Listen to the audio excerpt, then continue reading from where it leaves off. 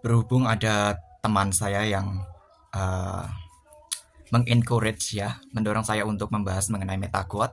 Jadi saya di sini akan coba membahas metagod dari sudut pandang Magini Skala. Jadi metagod itu apa sih? Dari dua kata yang meta itu di luar atau melampaui, god itu Tuhan atau dewa seperti itu ya. Jadi secara definisi metagod artinya adalah keilahian atau Tuhan yang melampaui pemahaman tradisional. Seperti itu ya. Nah, di dalam mitologi terutama Yunani, kemudian Romawi, Mesir kuno ada yang namanya metagod. Definisi lain atau nama lain dari metagod disebut juga sebagai composite deities ya, composite deity atau deitas gabungan seperti itu ya. Jadi metagod ataupun composite deity itu adalah gabungan antara dua atau lebih dari deitas. Jadi ada dua atau lebih deitas yang bergabung menjadi satu keberadaan atau keilahian yang unik dan bisa berdiri sendiri. Jadi metagod ini bisa berdiri sendiri di saat yang bersamaan dengan deitas-deitas yang menyusunnya.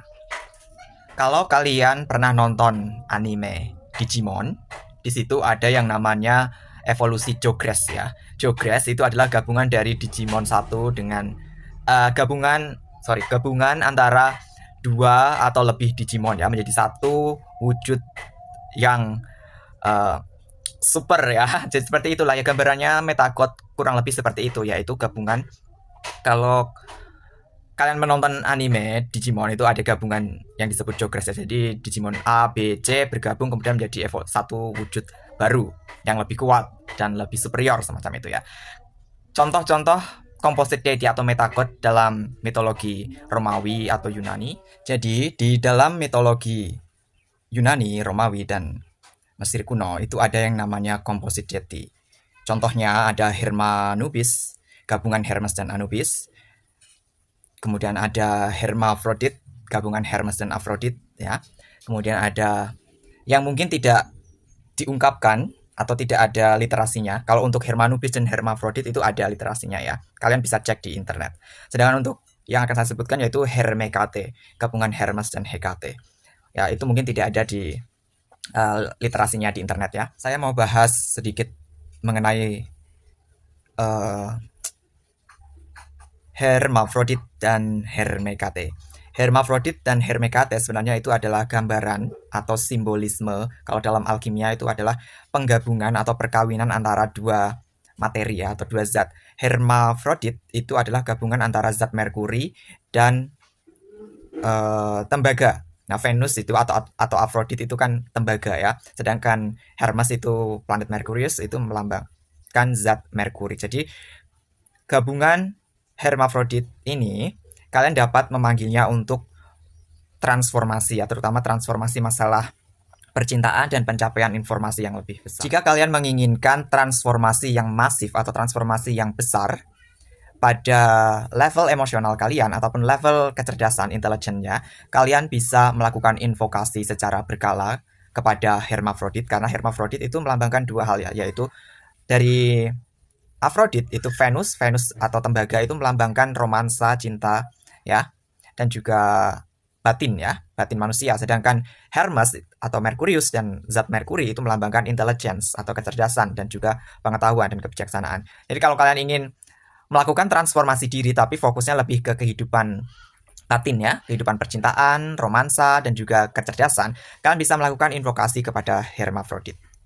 Lalu untuk Hermekate itu adalah kalau dalam alkimia atau alkemi itu gabungan antara Merkuri, zat Merkuri dengan zat perak ya. Hermes itu Merkurius itu Merkuri ya, zat Merkuri. Kemudian Hekate itu di sini mewakili moon atau bulan dan zatnya adalah perak. Nah, gabungan keduanya merepresentasikan dua hal, yaitu transformasi pengetahuan, kebijaksanaan, intelligence. Itu zat yang dibawa dari Merkurius. Kemudian zat yang dibawa oleh Hekate adalah emosional, intuisi, dan juga spiritualitas. Nah, untuk Hermekate sendiri, jika kalian menginginkan transformasi yang masif, transformasi yang total ya, yang besar, tapi lebih fokus kepada untuk mengembangkan transformasi diri kalian secara spiritual, yaitu meliputi intuisi dan juga termasuk emosi ya, atau batin, dan juga transformasi dari segi kecerdasan spiritual, pencapaian kebijaksanaan yang lebih tinggi, itu kalian bisa melakukan invokasi kepada Hermekate ya. Selain itu, karena di sini ada bulan ya, bulan itu juga termasuk membawa aspek penyembuhan. Jadi untuk penyembuhan, kamu juga bisa menginvokasi Hermekate, terutama penyembuhan emosi dan penyembuhan secara spiritual. Saya pribadi menggunakan energi Hermekate dan juga Hermanubis ketika hendak melakukan ritual uncrossing atau menyeberangkan roh orang mati ya. Jadi dua entitas tersebut yang saya invokasi untuk membantu saya menyeberangkan roh orang mati. Itu tadi ya mengenai oh ya, Hermanubis belum dibahas. Hermanubis itu mewakili apa? Hermanubis itu mewakili dua hal, yaitu misteri ya, dan juga sebagai psikompop. Psikompop itu adalah yang memandu roh orang mati ya. Seperti yang sudah saya jabarkan sebelumnya, Merkurius atau Hermes itu mewakili kecerdasan, kebijaksanaan, dan intelligence, tapi juga pengetahuan. Tapi karena di sini dia bergabung dengan Anubis, maka pengetahuan yang dibawa dari Hermanubis ini adalah pengetahuan khusus atau pengetahuan rahasia atau misteri yang berkaitan dengan roh orang mati, alam-alamnya roh orang mati ya, alam kematian, dan juga misteri-misteri dari para deitas-deitas kematian. Jadi kalau kalian ingin melakukan seperti yang saya lakukan ya, uncrossing, menyeberangkan roh orang mati, kan bisa memanggil Hermanubis. Dan kalian kalau misal kalian ingin melakukan healing untuk roh orang mati, kalian juga bisa memanggil Hermanubis. Hermanubis juga bisa dipanggil untuk ritual pembersihan atau ritual pengusiran roh jahat, roh orang mati ya. Jika misal kalian merasa rumah kalian atau tempat tinggal kalian terasa tidak nyaman, tidak enak, terlalu banyak energi negatif, atau kalian curiga ada roh orang mati yang bersarang di situ, atau kamu merasa ada parasit, kalian bisa menginvokasi Hermanubis untuk mengusir atau menetralisir energi negatif yang ada di tempat kalian. Ini juga Hermanubis juga bisa dipanggil untuk membersihkan energi pada diri kalian sendiri atau orang lain ya. Dan juga bisa untuk mengeluarkan, misal ada orang kerasukan, kalian juga bisa menginvokasi Hermanubis untuk mengeluarkan roh jahat yang merasuki seseorang. Sekarang kita beralih ke tradisi lain ya.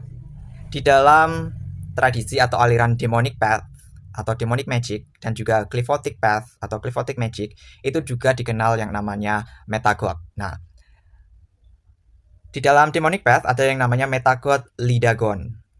Informasi mengenai Lidagon kalian bisa membaca di websitenya VKC Hanum ya. Ketik saja Lidagon VKC Hanum, seperti itu ya. Lidagon adalah gabungan dari Lilith dan Dagon ya. Kemudian di qliphothic path ada yang namanya Hawayot atau dikenal juga sebagai Azerat atau Havajot. Itu adalah gabungan dari 11 divinitas, penguasa-penguasa alam qliph. Saya pribadi sudah pernah melakukan ritual empowerment ya kepada Hawayot. Ceritanya kalian bisa membaca di Instagram karena itu sudah lama sekali ya, sudah saya pernah posting di Instagram. Atau gini saja gampangnya, nanti linknya akan saya cantumkan di deskripsi, kolom deskripsi, atau saya pin saja di komentar ya. Kemudian kalau kalian mendalami Goetic Magic Gosia Magic ya, Demon Gosia, itu juga ada yang namanya Metagod, gabungan dari 72 Demon Gotia, disebutnya sebagai Goeticon atau Zobeteuma ya. Untuk cerita pengalaman saya melakukan ritual empowerment kepada Goeticon atau Zobeteuma, itu bisa kalian cek juga di Instagram ya, karena saya sudah posting ceritanya di Instagram, dan saya juga memberikan penggambaran mengenai wujudnya Goeticon itu seperti apa yang saya temui. Kemudian manfaat-manfaat dari invokasi kepada Goeticon itu apa saja, sudah saya jabarkan semuanya di sana. Begitu juga dengan Hawayot ya, saya juga memberikan penggambaran atau manifestasi Hawayot yang muncul kepada saya itu seperti apa. Saya berikan ilustrasi dan juga ada penjabaran yang cukup cukup panjang mengenai sifat-sifat energi, karakter, keilahiannya seperti apa, dan juga manfaat invokasi kepada beliau itu apa. Kalau kalian mau tahu atau belajar lebih dalam mengenai Goetikon dan juga Hawayot, kalian bisa mengunjungi website dari VKJ Hanum. Ketik saja Goetikon VKJ Hanum atau Hawayot VKJ Hanum seperti itu ya. Di website VKJ Hanum itu banyak sekali mantra ya, kompilasi mantra untuk Goetikon dan kompilasi mantra untuk Hawayot. Dan di sana juga ada gnosis personal dari VKJ Hanum mengenai Goetikon dan juga Hawayot ya. Dan dari praktik pribadi saya, pengalaman pribadi saya juga menemukan dua metagod baru ya, menurut saya baru karena saya tidak menemukan informasi tersebut di internet. Metagod tersebut adalah Orobatos ya. Orobatos adalah metagod gabungan dari Orobas dan Barbatos. Saya mengetahui metagod ini karena saya sudah pernah melakukan pathworking dan juga melakukan inisiasi kepada seni rahasia dari Barbatos. Makanya bisa terungkap rahasia mengenai metagod Orobatos ya. Kemudian metagod yang kedua adalah Arsendrial. Arsendrial ini adalah gabungan dari Marbas dan juga Andrealvus ya. Saya tahu karena juga tentunya dari pathworking ya. Sedikit gambaran mengenai seperti apa manifestasi Orobatos dan Arsendrial yang muncul kepada saya. Orobatos itu penggambarannya kalau kalian tahu seperti Wright ya, seperti Dementor semacam itulah ya. Beliau memperkenalkan diri sebagai Emperor of Shadow Realm ya, atau Kaisar Alam Bayangan ya, seperti itu. Kemudian Arsendrial itu seperti apa? Arsendrial manifestasinya seperti manusia, tapi kakinya itu seperti burung. Kemudian kepalanya singa dan punya ekor merak seperti itu ya. Saya untuk saat ini belum melakukan invokasi kepada Arsendrial ataupun Orobatos karena masih belum ada panggilan. Jadi untuk pengetahuan rahasia seni-seni mereka saya belum bisa mengungkapkan. Kemudian ada juga yang namanya personal metagod ya. Personal metagod itu seperti apa? Pengertiannya sama, hanya saja ini lebih ke personal ya, ke diri sendiri, seorang praktisi, seorang okultis, seorang penyihir ya. Menurut VKJ Hanum, personal metagod adalah gabungan antara higher self, animal self, dan juga alternate self ya. Sedangkan menurut saya, personal gnosis saya, personal metagod itu terdiri dari aspek manusia, kemudian aspek higher self, kemudian aspek God self, dan juga aspek God self ini bisa demonik, itu juga termasuk God self ya. Demon ataupun angel itu masuknya ke God self. Dan saya pribadi memiliki personal metagod yang disebut sebagai Nasvesulon ya. Untuk saat ini Nasvesulon sendiri masih berada dalam kondisi dormant atau tertidur ya.